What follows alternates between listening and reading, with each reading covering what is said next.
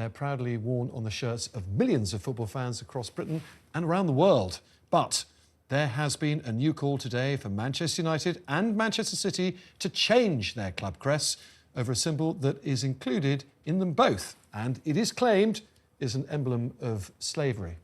What is it? Well, both clubs' badges include a three-sailed ship. You can see it just there above both of their other bits in the middle.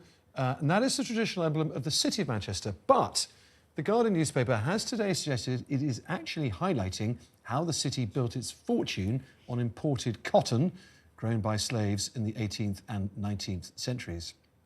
Well, the reaction from Manchester itself. Its former council leader, Graham Stringer, who is now a Labour MP in the city, said he doesn't think there is any evidence that the ship is anything to do with slavery, as he put it, but represents Manchester's proud free trading roots instead. And the reaction from fans? Well, let's find out. Because I'm now joined by the Manchester United supporter and the presenter and fan-owned Manchester Football Club Stretford Paddock site, if I've got that right, Angelina Kelly. Angelina, good evening. Thanks so much for coming on. Your thoughts. Should your club, as well as City, change its badge now? Well, when I first read this article, it was quite shocking. Being a Mancunian, born and bred, you think of the city itself being synonymous with industry, trade, mills, cotton, all that type of stuff.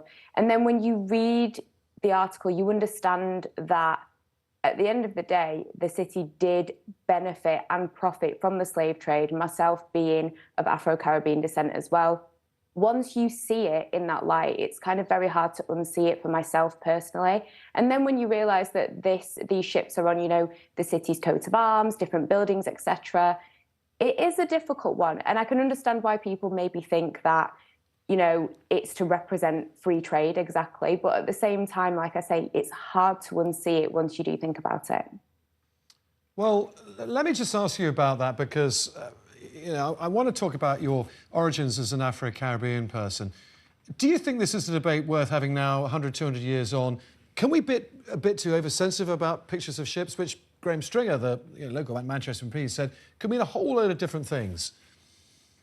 Of course, it can mean different things. I think the most important thing is just taking some kind of accountability and responsibility. I'm not by any stretch saying we need to change the badges of Manchester City and Manchester United immediately and, you know, we need to put something else there. But I just think it's worth exploring the fact that the clubs don't want to comment. I think it's more an issue because at the end of the day, it's, you know, the football clubs themselves, this isn't, you know, they're doing, this is something that started with Manchester as a city. I think it's more the city that need to look at it. And I think the most important thing is that although this was many years ago, you still have to take accountability for your history. All right. Well, the clubs themselves are refusing to comment on the row. Do you think that's a sensible decision not to fan at all, or should they?